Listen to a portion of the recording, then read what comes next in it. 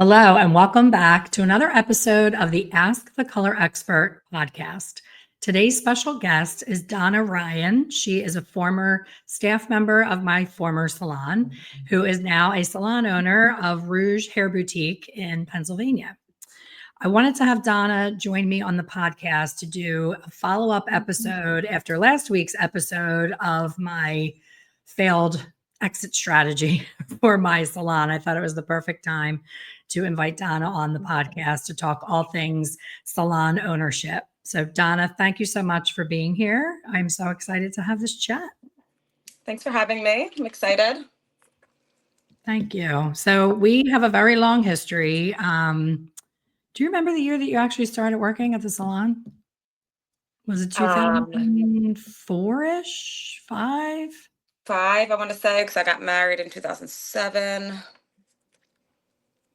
Probably 5. Isn't it crazy when you try to go back and think of years? Like I need like one long calendar to actually be able to flip back and remember these things. Yeah, like, right. What happened here? Yeah, that sounds about right though, 2005. And you, because of your former training at another salon, were an absolute pleasure because you were so disciplined and passionate about what you did. I totally, well, your interview we both laugh about because you came just to chat and have a conversation. I'm like, okay, blow my hair out. And you're like, oh crap. Like I was not just telling a story the other day and I was just like, oh my God, I don't have my things, my blow dryer, my brush. And I was just like, you felt like you had 2 left hands. I was like, I can't do this. I don't know how to blow dry. But I did not see that. You know what I mean? You were good at covering that up. So that was good. And you quickly became somebody who was, like my right arm, my eyeballs when I wasn't there. I was traveling a lot. In retrospect, I look at all of my travel as I was running away from myself and my life, which I know you can now appreciate after all these years. But I would travel and say, Donna, you're in charge, just please keep everything going smoothly. You don't have to discipline anybody. Just kind of keep your eye on things, make sure the lights are on, et cetera, et cetera. So you always showed signs of being an entrepreneur, having what it takes to have a salon. So because I did not want my exit to look like it now does, I was trying to plan ahead. And we both together went to the salon summit through, I don't even know if it's through Redken anymore, but it's Summit Salon Systems. I took you with me as my +1 manager to the training, and we were in Tampa. We had a great time. It was the Super Bowl was coming to town, so we saw a lot of celebrities and had a lot of fun. But I remember one exact conversation. We were both very excited about what the summit talked about as far as legacy and ownership and all the things. I had been in business probably 15 years before you started working for me, and I thought, that salon, I just closed and kept the second location, and I didn't want that to happen again. So this was long before I was even thinking about exiting.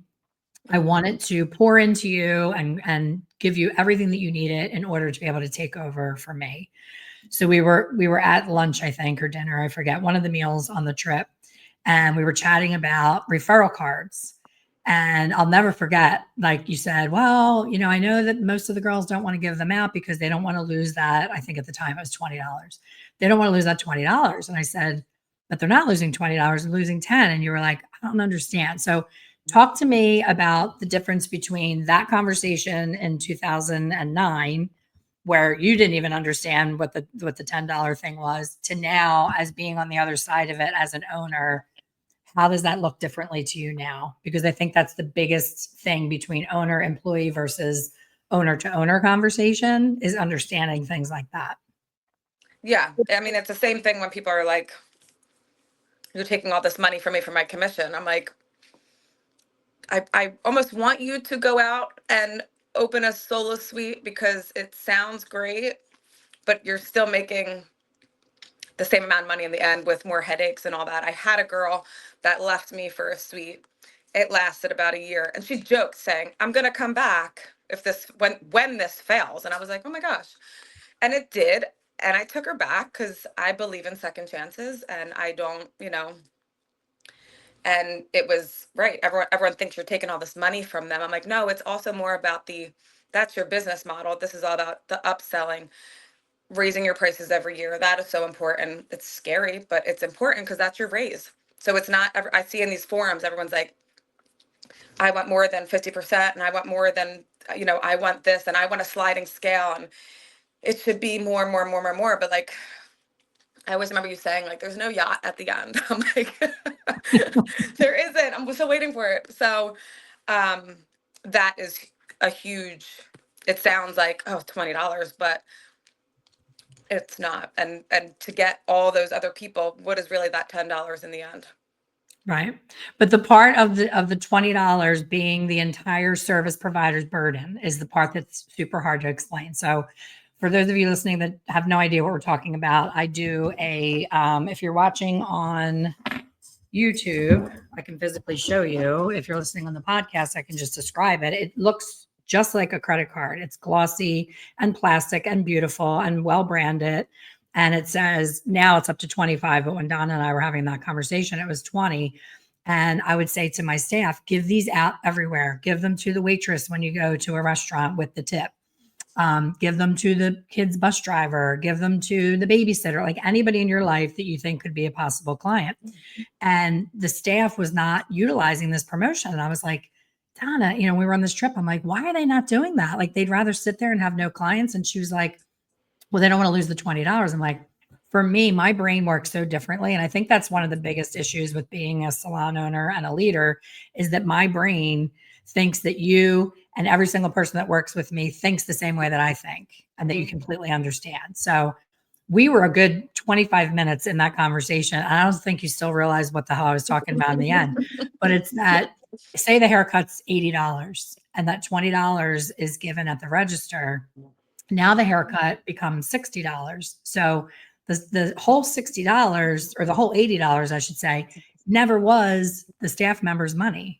It was always half of that. So when you get a discount taken off from your owner doing a promotion, you're losing half of that discount and the salon is losing half of that discount. And that was always the hardest thing to really understand. And that people, I said it in last week's episode, and I know you're going through this because it's not possible for you not to be, that I always found myself wanting more for my staff than they want it for them at their actual self. Do you find that like you're like pushing and motivating and trying to, and it's just like, no, I'm good. I'm good with that 3-hour gap. I don't want to lose the $20. So I'll lose 200 instead. Yeah. I've also been told like people have boundaries. I was like, which is a learning for me as well. I'm like, well, I have zero boundaries. And we were raised by wolves. I'm like, oh, okay. So it's part of, I'm starting, at 43 I'm like, all right, I have to learn a little bit from them as well. I think it's a little bit of a give and take because, I don't have any boundaries but I'm starting to learn boundaries. And that's the hardest thing. I don't think you should have no boundaries. And I think you should have some boundaries, not. Well, I feel for you with the state of the industry right now. And that's the reason my exit has been coming for over 10 years, but for the final frontier, I was like, there have been so many changes since the pandemic, like unbelievable changes. And to your point about the suites, how everybody thinks the grass is greener and it's amazing and it's going to be all joyful. When I hear what they're paying for suites, I'm like, girl, you could have had my whole salon for the price of That's what I said. My whole salon is the price of that. And I just, it's for some people, I just couldn't just be by myself all day and just listen to my annoying voice. I did it I can't believe I made it 3 months. I sublet it. I split a suite with someone here in St. Pete. And the first month I was like, oh, this is cool. Cute little place, nobody to bother me. And then it got so lonely and weird. And like, I couldn't bring food to eat because I was in this little box. There was no break room or anything. And I was like, do I have to eat in front of my client who's processing? Like, this is so awkward. Yeah. But back when we came back from the summit, of course, we both drank the Kool-Aid and we're like, this is amazing. They plotted out the whole thing and it just looks so simple and so easy. Yeah. And I hired the summit consultant and we did everything that they said and it worked 1000%. I mean, you remember we had like 15 people in a 1,000 square foot salon. So split shifting, craziness. And, I was like, wow, this is really exciting. But with the summit, Their model is when you've gotten to that point, it's time for another location. So you Right. take whoever your top stylist is and you turn them into an owner. There's a salon in our area that's killing it with that. They're Right. doing the summit. I think they're up to 4 locations. God Yeah. bless them. Right. Yeah. So, about, I guess maybe it was 2009. It was probably like 3, 4 years into that you and I sat down at lunch. Panera, such a class act.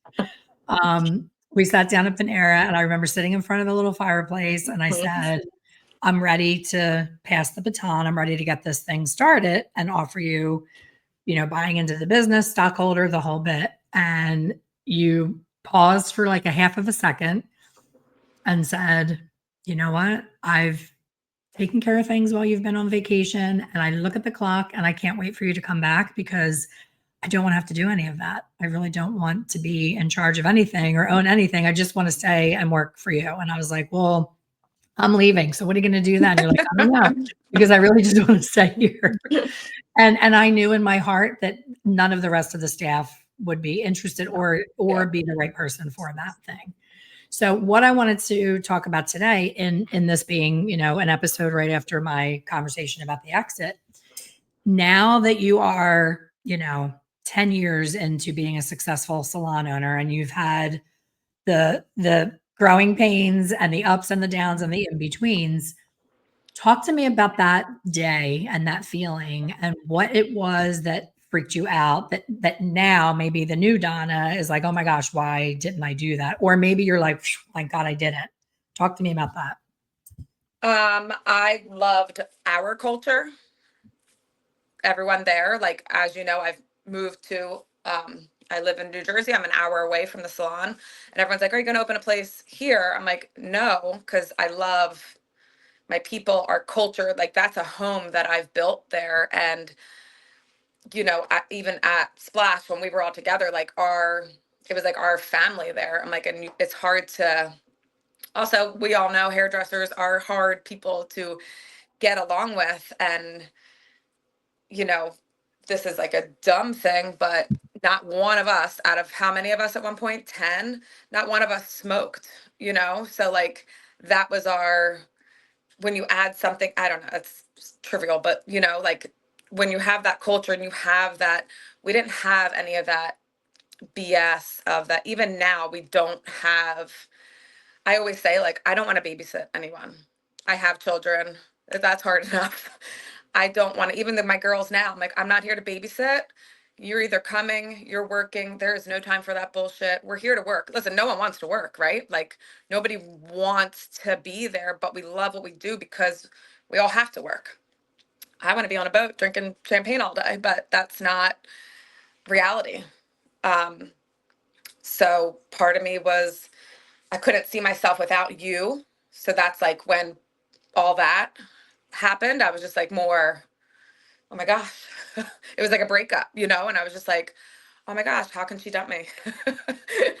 I see it now, even everything I've been through in my life. The first, everyone's like, how can you talk to her and be, I'm like, listen, everything in my life I see as a training for where I am now. Every step, even, where I went after beauty school, like it was so strict and so disciplined, but that's what got me here. It's So, set you up for success for 100%. it's all, I can't be mad. I'm not mad. I'm not that person anyway. I'm never mad at anyone. I just learn from it and grow from it. And I feel like everyone needs to be more, a little bit like that, and not just hold these grudges of like, I can't believe you talked to her.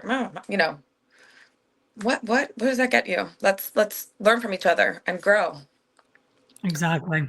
It's funny because I have 1, 2, 3, 4 former employees that have salons of their own, and there's not a single one that I haven't heard from years after they left the salon to say, I get it. I get now why you XYZ. You know what I mean? Like you have to be on the other side for that. But is there anything? So backstory, let me catch people up listening because you and I know what we know. But so when I had the conversation with Donna about the stockholder, all that, she said, no, thank you. I was like, okay, crap. So now I have to shift gears and do something else because this is not where, this is like such chaos. So I let like maybe 1 or 2 people go, and I was like, "Okay, that feels a little better." And then it was still pretty chaotic. And I remember having crabs with my husband. We drove to Maryland. We were supposed to be having a nice day for my birthday. And I said, "I think I need to go back to where I began in this location and go back to small because Donna doesn't want to open another salon. She doesn't want to take this salon. So the only thing I can do is cut back or hire a manager, which, I've tried that 8 ways to Wednesday. And it just, I don't know if it was me being too controlling or them not being as capable or the staff not being welcoming to, I don't know what the problem was. It was probably like A all of combination it, of all of it. a little bit of each piece, because we've tried some managers and it didn't Yeah. work. Yeah. I mean, because people, Peter Mahoney, who's Mr. Summit himself, has multiple locations and he makes it sound so effortless. Like, oh, I open my laptop. And if we're in the, Yes, if I we're look in at the the red, virtual. it's a Yeah. problem. If we're in the black, I close my laptop and I go golfing. Yeah, that's not real. I don't know who Peter has or how many people he pays, but that's not the norm in our industry. So I decided that it was time to, because I knew that Donna was so capable, she was kind of the sacrificial lamb. I was like, I have to start with her, and then anybody after her that was hired needs to go. And I'm going back to my original staff. Donna was not my original staff. And I remember having the conversation, and you were pregnant, right? You were pregnant with your daughter. So it was like so emotional for both of us. And I was just like, I'm so sorry, but this is something I have to do for my mental health. Like there was days when I was like, oh my God, I just don't know how to make this go away. This is like such a success story. Like the money was there and it was great. And I was able to go on vacations, but I was running away from myself and my crazy hectic life. So we had the conversation, nobody was happy. Everybody was happy being there, but I gave you my blessing. You opened literally 2 blocks away. I handed you a stack of labels to like mail to your clients. Like there was no gatekeeping, no, oh, we're keeping this client, you're not getting her. It was really like, love and blessings, because the salon, to your point about level systems and sliding scales and everything, we had so many different price points because it was the Summit system that it was like 2 salons in one. It was like a junior beginner salon, and you were kicking ass training them. You were training them so quick, we didn't have chairs for them. Right. So it works. You know what I mean? The system works. But like for me, and my dreams and my 10-year plan, it was not to have 5 salons. I already had 2 and shut that shit down quick and kept just the one. So in retrospect, I know you said the culture, but you were going to take on that culture, so that's not really a big enough reason not to do it. What was the biggest, like, oh, I don't want to do this, I just want to stay as an employee and have my hours and my autonomy and independence, but I don't want to be the boss, versus what you now know to be being the boss? Does that make sense? Yeah, at the time, I guess at first when we came back from Summit, it was 2000s. I think I was thinking about getting pregnant with my son, because that was 2011. We went in 2009. I was just like, I should have a child by now. And I definitely did not think I could do both. Also, right at the time, with no boundaries, we're there till every night at 10 o'clock because I'm never saying no to people. We're in snowstorms just trying to, no was not an answer. So I was just like, I need to focus on having a family. Like I should have a child by this point. So at that time, I was like, okay, I'm going to have a kid. So no, I need to pick, one, not pick, but I was just also, um, and then after, you know, we were after 2000, what was it, 15, when we were let go and all that, I was just like, call my husband. I was like, oh my gosh, what am I going to do? He's like, just open your own place. And I was just like, it's not what I wanted to hear. So I hang up on him, call my dad. I was like, oh my gosh, what am I going to do? And he was like, just open your own place. I'm like, you all say this like it's so easy. It's not. I'm 6 months pregnant. That's not what I want to hear. I want someone to be like, oh my God, You poor thing. you poor thing. And nobody was giving me that. And my husband's like, are you going to go work for someone else for 10 more years? Like, you already are that person. So just do Right. it. And I was just like, okay, I just thought I was going to have a baby this year, but I guess I'm not. So, but also, life, you can never, it's never sticking to the plan. Right. Yeah. So, My mom always says, you make plans and God laughs. yeah, so right. And that's the truth. It's still to this day. It's, it's just, is what it is. So, I mean, but again, like I said, all these things have happened for a reason, and here we are. So, And if there's ever a time to go on your own and do something like that, having a built-in staff was a huge blessing yeah. because you now know how hard it is to get new stylists. And I feel for you now because in 2025, it is almost impossible with the Hmm. whole dangling of the suite model and the be your own boss. You know, I teach beauty schools. I do Zoom classes like once a month to get to know students and try to help them with hair color. And I can't get over how many of them say, I'm graduating in 2 weeks and I have a suite. And I'm like, I have to bite my tongue because I want to mom them and say, please don't. But there's so much that you don't know and understand that you're going to need for that situation. It's not all Oh, roses. yeah. Our immediate area, especially with my abrupt exit recently, it becomes like, did you ever, you grow up in a neighborhood and everybody keeps switching partners, like everybody's dating everybody because there's only Yeah. so many people in that area. That's kind of what's happening with salons now because there's, I think, not enough new people entering into the industry. And even if they do and are, there's not enough salons that are going to take the time to truly train them the way that you and I did. Yeah, for sure. Yeah. People coming out and just going to a suite that's scary. I mean, you have to mess up so many times, but how can you mess up when you're new and then you have that rent? I can't even think about that. Don't you wish that we could go back and do the clients that we did in like our first 2 years Oh behind yeah. the chair? Like I I want still to have one literally girl I send still them think a about. note and say, please let me have another Yeah. chance now. I'm good now, I promise. Now that I know what I'm doing, can I have a do-over, please? Oh, And that's we fun. do things, in the first 2 years that we really aren't adept at, we're not trained for. And it's almost this like hazing that we do to ourselves. Like when I look back, I think to myself, I should have always said no to updos. Like I had the right to do that.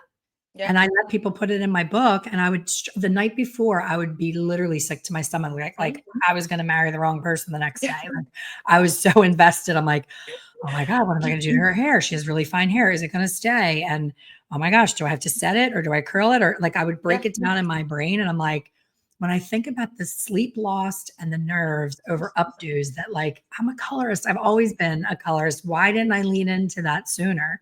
So is there anything that you would do differently that you can share with people listening? Like not even just about salon ownership, just in general, like, oh my gosh, I can't believe I did XYZ for that long. And I'm embarrassed that I didn't know to do this. Like, what would be the first thing that pops into your, I can think of 10 things that I would do different. Oh gosh, I mean, I where we worked, we had to do everything. There was no saying no to anyone. Makeup, I have no business doing makeup.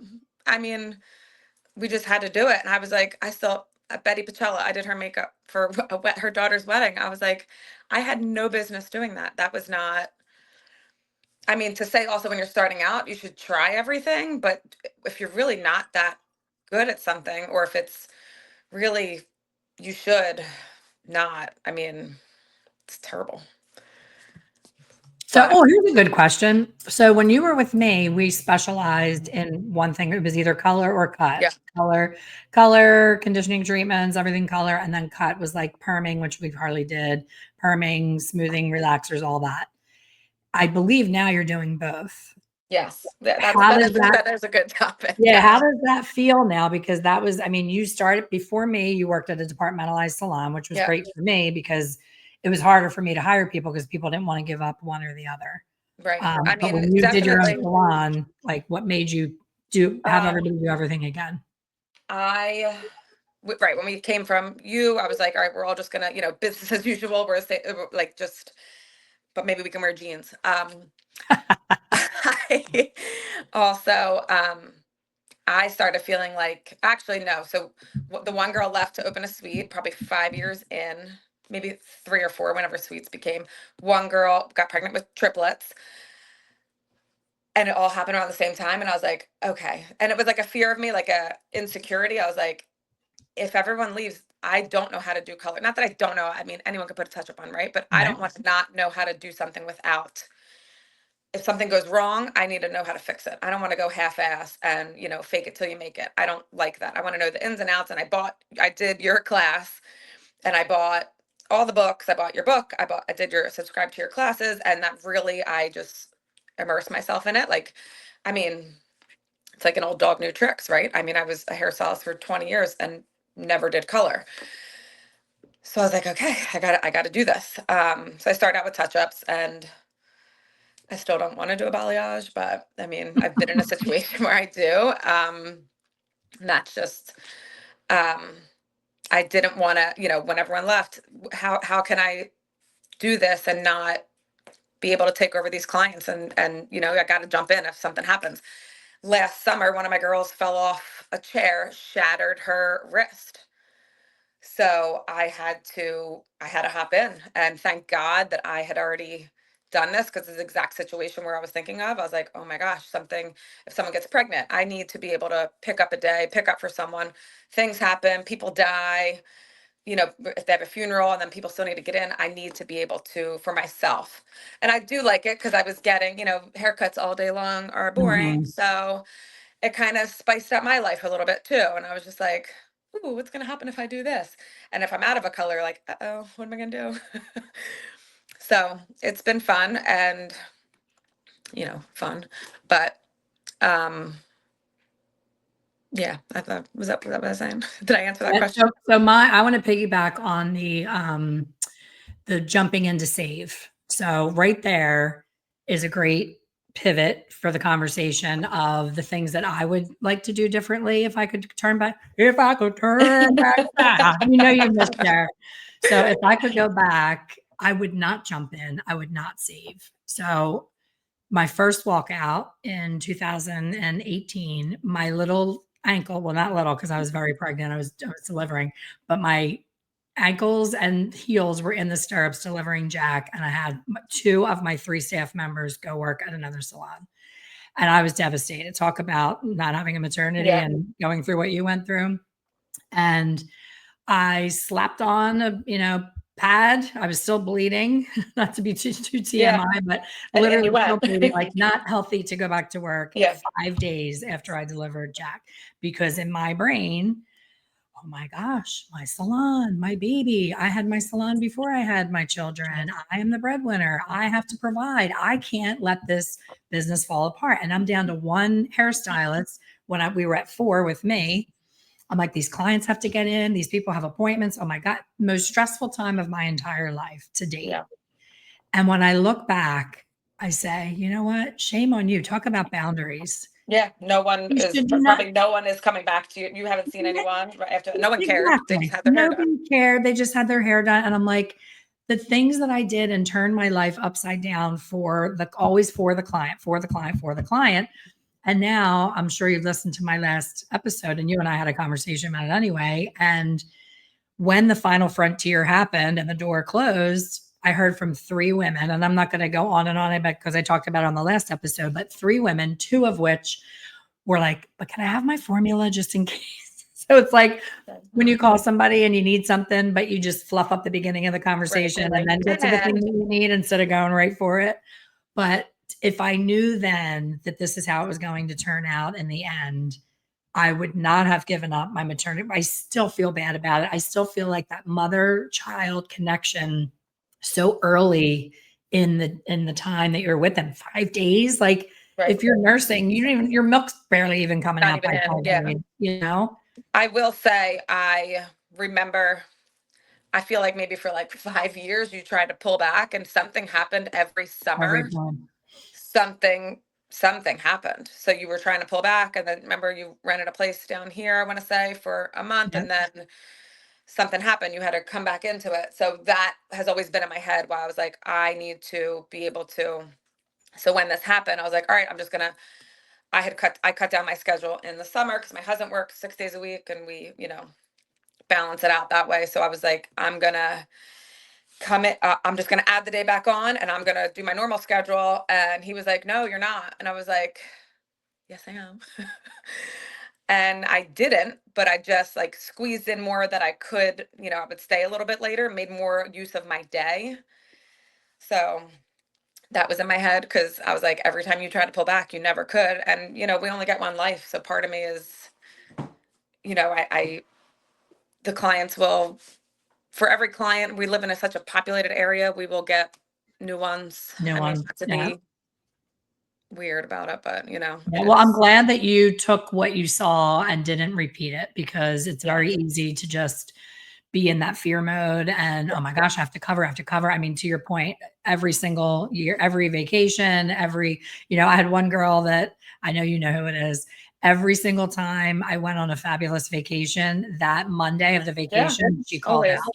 out, and it was, oh, I'm in the hospital, and some big story that wasn't true, and basically just hung over or whatever. But always allowing that, and thinking like, oh, but she's such a good producer and she has so many clients and her clients are happy. And then looking back in retrospect, and I'm like, she was like a boat with a hole in it. She Yeah, was a train wreck. She didn't even do the back of the hair. I remember one day I walked yeah. by She and would the back stop. of the hairline had no color. And I Yeah. said, what's going on there? And she goes, oh, that's getting cut off. She won't even see that. And I was like, wow, that's an interesting philosophy for hair color.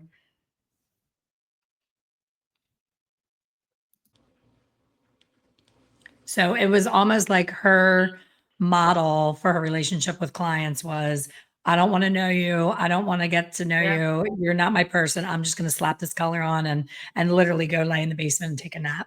Yep. So, when you know better, you do better. And experience, hindsight's always 2020, and you can always go back and say woulda, coulda, shoulda.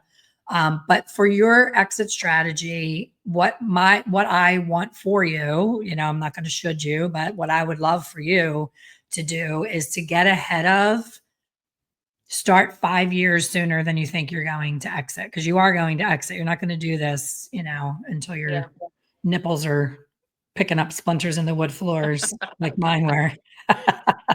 I stayed 10 years longer than I should have. And I know that. I know that for certain.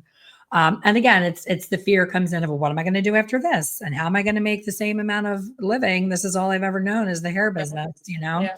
But just being proactive, finding that person on your staff that is the you that you were to me, like just really setting that up for success. And I don't think there's any way to secure that happening, but I think that um, I thought that I did that with my exit strategy. I thought that that's where it was headed, and it still fell apart. So to date, right now, I know two people who have successfully sold salons, two. And I know a lot of salon owners. I've dealt with Yeah.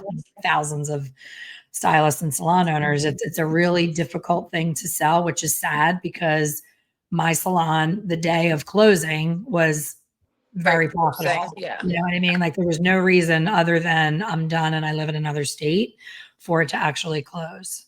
Yeah. No, I don't want that for you. I don't want you to hang on longer than you think you should, because you're doing it for everybody else, which is what I thought. But in the end, I feel like maybe that hurt everyone. Maybe they wanted to leave sooner than they did, and maybe the culture wasn't what I thought that it still was. I thought that it was still, everybody got along great and business as usual. But I think it's that whole. It's interesting because when I was writing notes to do this interview with you, I was like, okay, 2009, 2015. It's like right around that 7-year itch. And I Yeah. remember the first walkout when I had to go in after 5 days of having a child.